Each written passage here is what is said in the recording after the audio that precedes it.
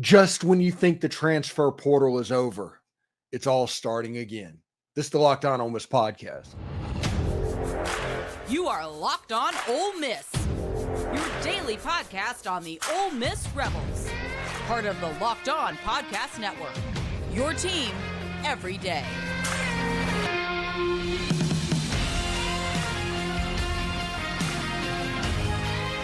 Hi, I'm Stephen Willis, a former staff member at Ole Miss and a member of the national media at Yahoo Sports for about 10 years. Also did a little time at WSMV as well. Today on the show, we talk about Chip Kelly going to Ohio State and that opening up a transfer portal for UCLA players in February.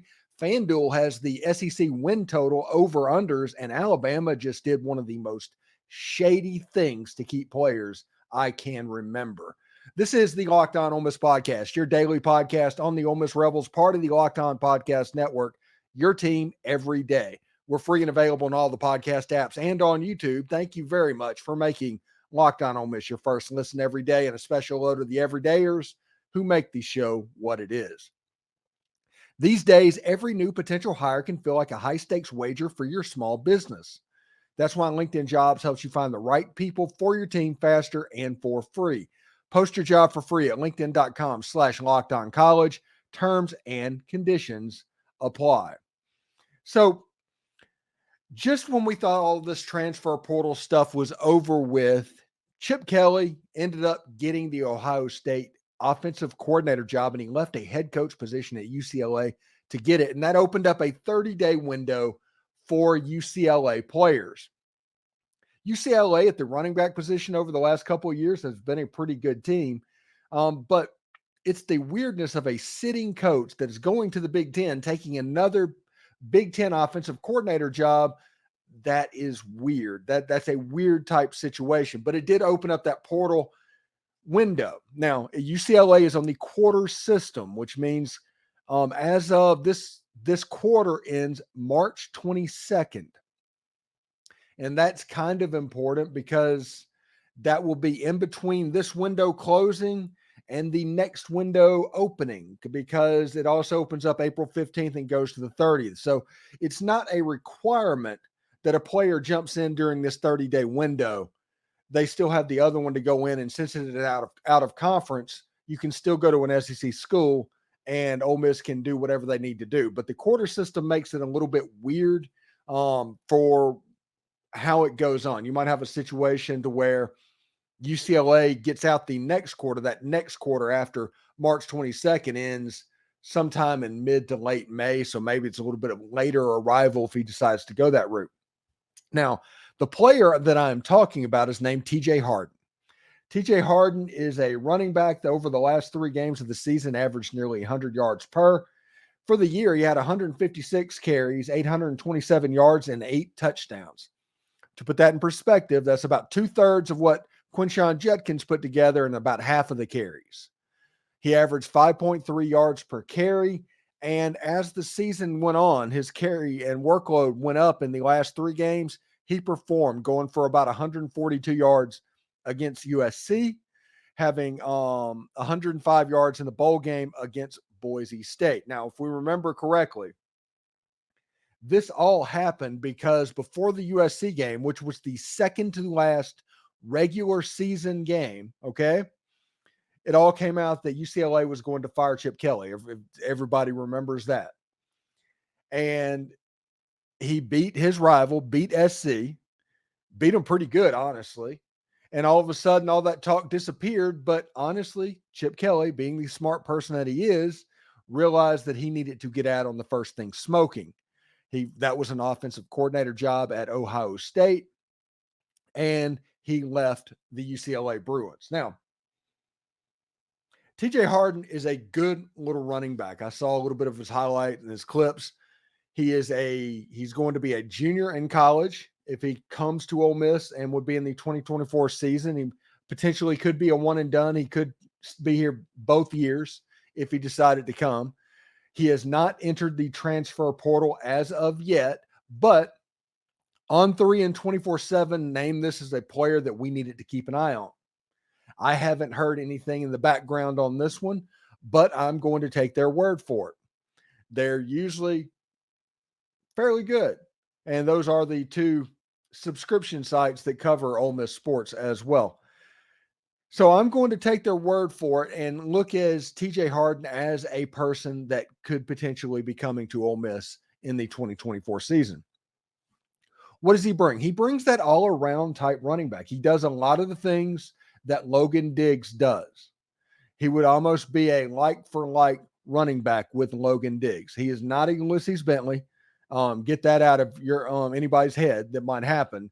But he does a lot of the same things that Logan Diggs does. He does a lot of the same things that Kedrick Reesano does. And you can see how they're building a running back room that is going to be similar to the 2021 and 2020 running back rooms with Jerry and Ely and Snoop Connor and Henry Parrish. This would be a running back that would kind of seamlessly fit. He's a good receiver. They can, whatever they're going to be doing to the offense, okay? However it's done, he can do it. He is the all-around type running back that was, like I said, very good back in the UCLA system, but still can be developed even further. He's a guy that, honestly, Kevin Smith, if he got a hold of him, he would get better and better and better, because we've seen running backs in this Ole Miss system almost at will. All of them have 100-yard games at some point in their career. I think that TJ Harden has a chance to come here and not be the alpha, because I describe this as the 2020 and 2021 type classes. I think he has a chance to come in to be the Snoop Connor to Ulysses Bentley's Jaron Ely. I think that's what's going to happen. I think Kedrick Reesano has a chance to do the Henry Parrish type stuff. And with Logan Diggs essentially out for the year, and or at least until the playoffs, I've said over and over that Logan Diggs was a at best playoffs type player. That's the point where you need to count on him be able to contribute. An ACL, I don't care about recovery time. I don't care about all of that stuff. From what I've seen, an ACL is a 12 to 18 month injury. And that's recovery. You might be recovered in 6 months and good to go. But it still takes time to get you back to where you need to be, to where you can get over the mental hurdles that injury can provide. And so Logan Diggs, I'm serious, at best, I would not count on him before the playoffs, but you need to be able to make the playoffs. And to do that, you're probably going to need to recruit another running back, because injury to injury-prone Ulysses Bentley IV, and all of a sudden you're in trouble in the backfield, because you're not going to have Logan Diggs to turn to, and it's just a true freshman in Kedrick Reesano that you can count on to run in that position. I genuinely think that Ole Miss needs another back. Now, they do have Matt Jones. They do have, I think, Fred McAfee. They do have those players, but they do not need to be counted on at this point. They just don't. In my mind, I don't think they should be counted on yet. I think Kedrick Reesano, I think you can count on Ulysses Bentley. You need to add that third option. And then whenever Logan Diggs gets healthy, you're good to go. You're cooking with gas. Because next year, the 2025 running back room is going to be Logan Diggs and Reesano, and whoever gets recruited from the 2025 class. They should be pretty well set up for the future in the running back room. But as it sits for now, if you're wanting to make a deep run in the playoffs, and like we've talked about in shows in the past, you're not trying to get into the race. You're trying to tune up your engine so you get that extra little bit of horsepower to win the race. That is what Ole Miss is trying to do this year. And I think the transfer portal will be an opportunity for them as it goes. It should be very interesting indeed. Thanks again for making Locked On Ole Miss your first listen of the day. We're just getting started. Fanduel has the win totals for your Ole Miss Rebels, and they are spicy. When you're hiring for your small business, you want to find a quality professional that is right for the role. That's why you have to check out LinkedIn Jobs. LinkedIn Jobs has the tools to help find the right professionals for your team faster and for free. It just isn't another job board. LinkedIn has a vast network of more than 1 billion professionals which makes it the best place to hire. It gives you the access to the professionals you can't find anywhere else. And LinkedIn does all of that while making the process easy and intuitive. Because hiring is easy when you have this many qualified candidates. So easy, in fact, 86% of small businesses get a qualified candidate within 24 hours of applying. LinkedIn knows these small businesses, they're wearing so many hats and they might not have the resources to hire over and over and over again. So LinkedIn is constantly finding ways to make the process easier. They even launched a new feature that helps you write job descriptions, making the process even easier and quicker. They have 2.5 million small businesses using LinkedIn for hiring. So post your job for free at linkedin.com/lockedoncollege. That's linkedin.com/LOCKEDONCOLLEGE, all one word, to post your job for free. Terms and conditions apply. Locked On has launched the first ever national sports 24/7 streaming channel on YouTube. Locked On Sports Today is here for you 24/7, covering the top sports stories of the day with the local experts of Locked On, plus our national shows that cover every single league. Go to Locked On Sports Today on YouTube and subscribe to the first ever national sports 24/7 streaming channel. All right, Fanduel on the Friday before the Super Bowl decided to drop way too early over-under win totals for all of the SEC. And I saw this and got pretty excited. And you know me, I get excited all the time. But the FanDuel over-under win total is 9.5. They're sitting at 9.5 wins as the over-under for FanDuel at the moment. Now, you're looking at a football team that won 10 regular season games last year, and that's what this is. They're not counting the bowl game. Talking about regular season win total. They won 10 a year ago, and all of those key players, minus Quinshon Judkins, which for various reasons, a running back, you do not worry about that.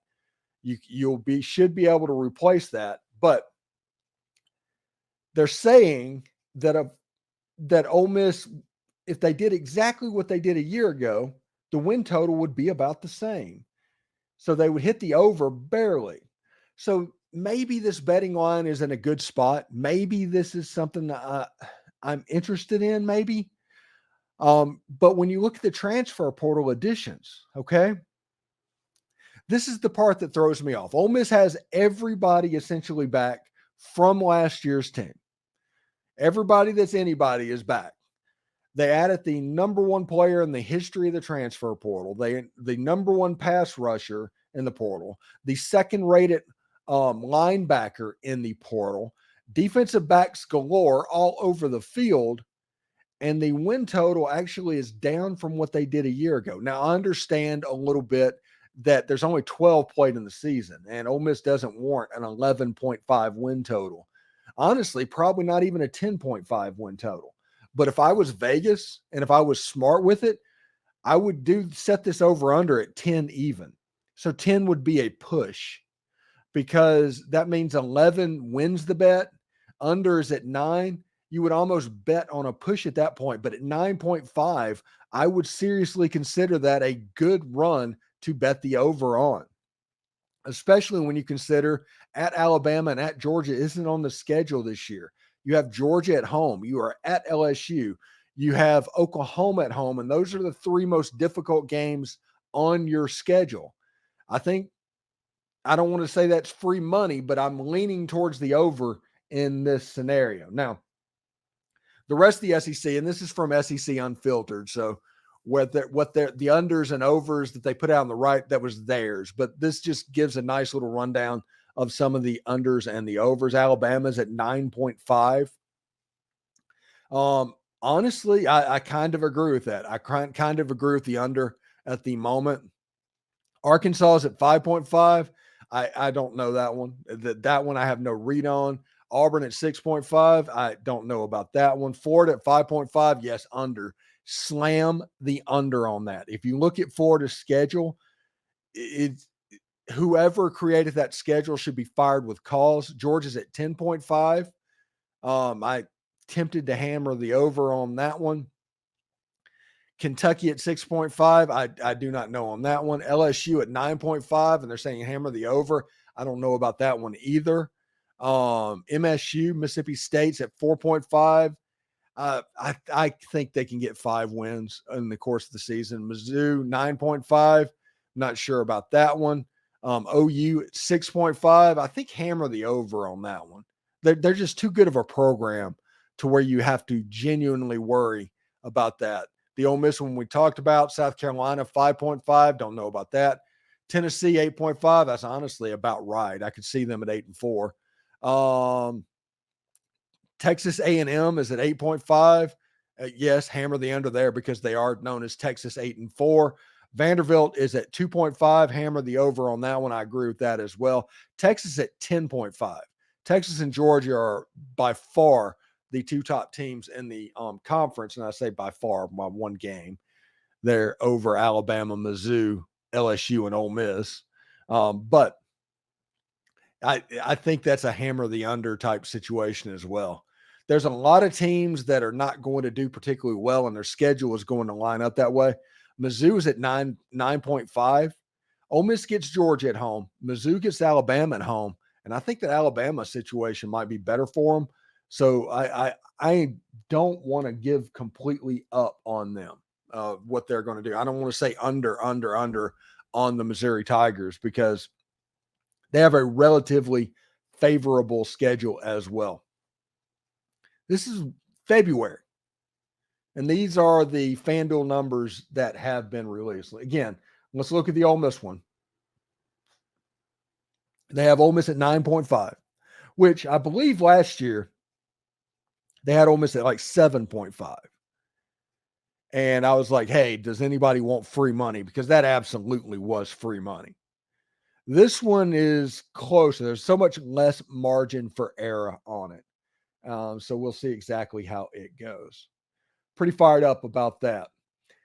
Anyway, this is the day after the Super Bowl. This is kind of where the offseason begins, essentially.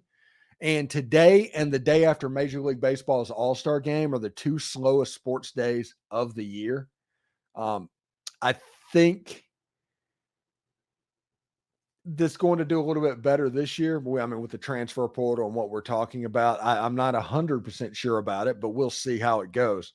But we're going to talk in the next segment about the curious case of Alabama, and they did some shady stuff to hold their roster together, and we'll talk about that when we come back. But I do want to say, before we move on, real quick, Kentucky lost at home again. Kentucky they've lost 3 straight home basketball games in Rupp Arena for the first time since 1976. That's before Tim Thomas, for those who watch this channel. Tim Thomas, who is my basketball guy, talking all about this Rebel team. Kentucky has not lost 3 straight at home since he played basketball, since before then, really.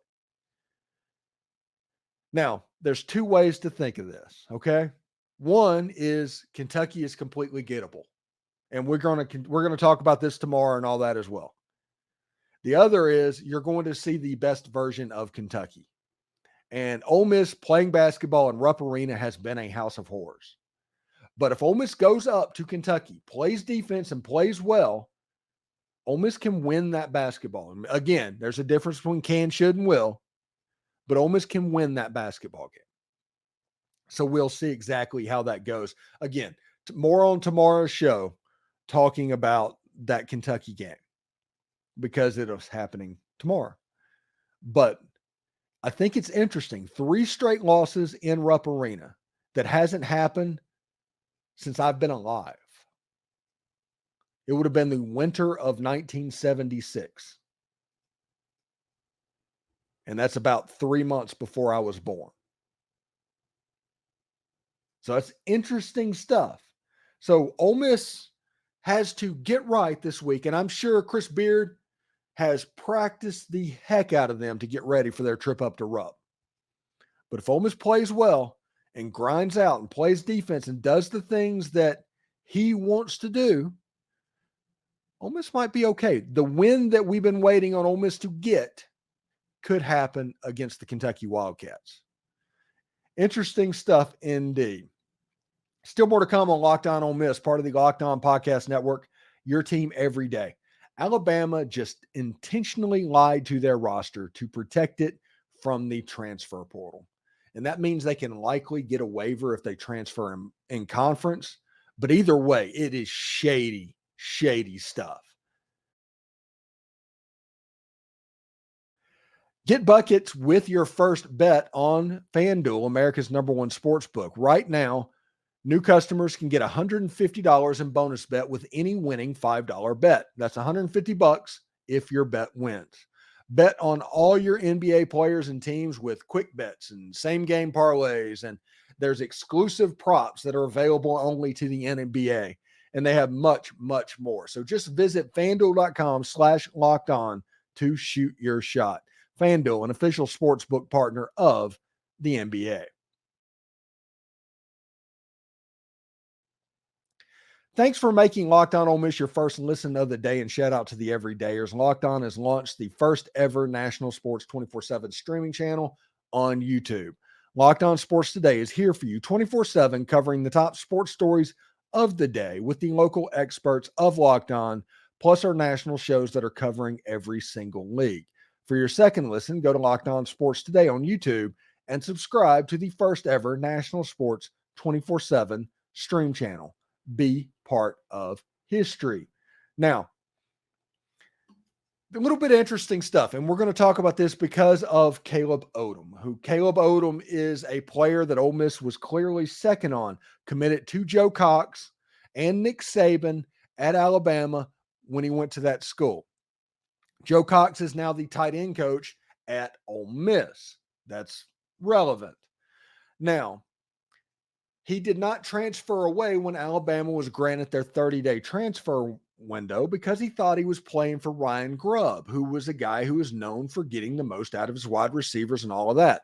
And all the coaches that he thought he was going to have under that staff, it's going to be turned over as well. Look at this article from the Seattle Times, okay? This is just a paragraph of it. Though the Seahawks had interest in Grubb from the start, one reason for waiting to make the hire official was to allow a 30-day window for Alabama players to enter the portal to pass, which means this shows intent to deceive.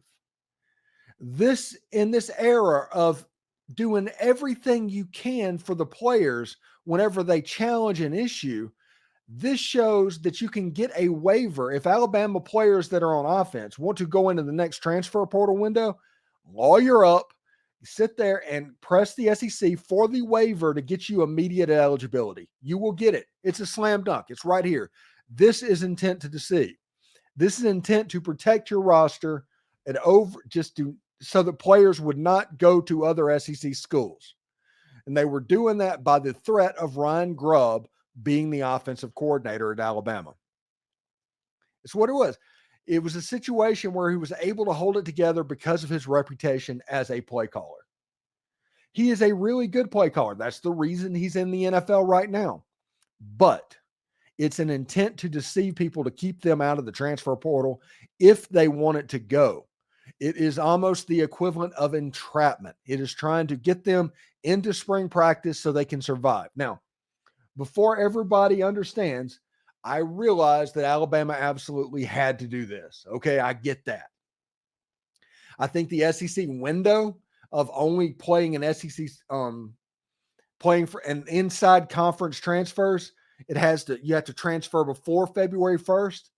I think that's no different than allowing multiple transfers in a season. I think if somebody challenges that, they're going to win. They're going to win that. And Caleb Odom is going to be able to go to a school in April. I don't care if it's Ole Miss. I don't care if it's Colorado. I don't care if it's Oregon, and play immediately. He's going to, because Alabama did this. And you can't get mad at players that go to the NIL coffers, that hit the transfer portal, that take advantage of everything that they can do whenever this shady stuff happens behind their back. This is the stuff they're trying to protect themselves against. This is the reason that they act in a completely selfish manner. This is the reason they're not loyal to the laundry. You can't expect a player to be all in, good to go, if on the other side you do something like this. This is a terrible look by Alabama. And like I said, I get that they had to do it. They had to protect their roster. They were hemorrhaging. They needed to do something. And one thing that they could do was dangle Ryan Grubbs to their players. And then whenever he left, that'll be after the point where they could leave. I genuinely think with Joe Cox and everything's going on, I wouldn't be surprised if Caleb Odom was at Ole Miss in April. Because I do genuinely believe that because of this intent to deceive, he'll be able to get a waiver to play in conference in 2024 right away. This is a very bad look. And of all the stuff that the NCAA has done to players over the course of the last 100 years, it's getting worse because this is almost mean-spirited. So much self-interest. And I get that. Kalen DeBoer needs as many players as he can to stick around because they're not going to have patience at the University of Alabama. I get it. Like I said, I understand everything. All I'm saying is what just happened with Ryan Grubbs, what just happened with Caleb Odom and all of that. If Caleb Odom decided to transfer to Vanderbilt, we'll just take Ole Miss completely out of the perspective. Transfer to Vanderbilt on April 15th. As soon as the semester ended, he would be able to petition and get a waiver because of this intent to deceive. You can't do this to players. They are the lifeblood of your program. This is the equivalent of Jaden Rashada not getting his money at Florida and walking away from it. This is a really bad look. I get that they're trying it. I understand why they're doing it. I'm saying you can't get caught doing it, and it can't be so blatant. If the Seattle Times would have kept their mouth shut, if Seattle would have kept their mouth shut to the Seattle Times, none of this would be an issue. It would just look like Ryan Grubbs took a job. But this shows intent. And whenever intent is in there, like I said, what is it? Not the crime that gets you, it's the cover up. That type of stuff is available right now. I just don't think it's a good look for Alabama, and I don't think that anybody that is transferring out of Alabama in the spring window is going to be subject to the SEC rule of transferring in the early transfer window only, and after that it's too late. We'll see how it goes. Thanks for making the Locked On Ole Miss podcast your first listen. Every Dayers basketball season is in full swing. Baseball is getting ready to start this week. And as we wait for the most anticipated football season at Ole Miss ever, you can hear about it all here. Today, day after the All-Star game, slowest broadcast sports days on the calendars. But for your second listen, Locked On has launched their first ever national 24/7 streaming channel on YouTube. Go check them out. Locked On Sports Today is here for you 24/7, covering the top sports stories of the day with the local experts of Locked On, plus our national shows that cover every single league. So for your second listen, go to Locked On Sports Today on YouTube and subscribe to the first ever national sports 24/7 stream channel. For those of you on YouTube, we'll send you there right now. Howdy toddy, everyone.